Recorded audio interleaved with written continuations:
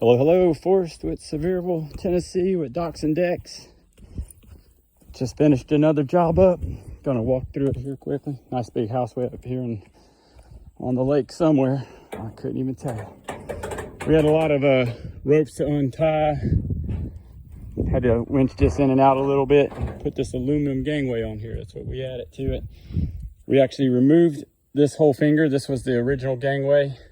We left them afloat to move this out later. It's all steel dock again.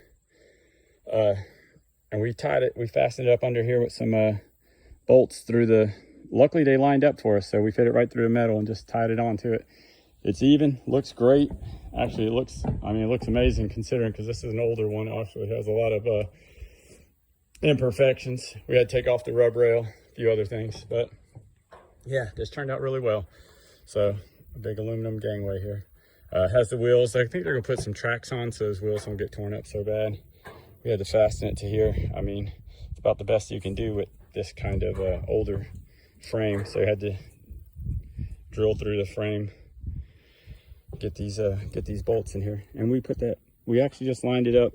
We had floated it out here on 2 giant floats and had it on the truck like we normally load everything. Had to push this bar through here.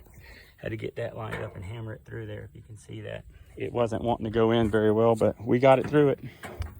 Looks good. So quite a walk up to the top here. But yeah, this is a nice setup out here. All right, good luck with yours.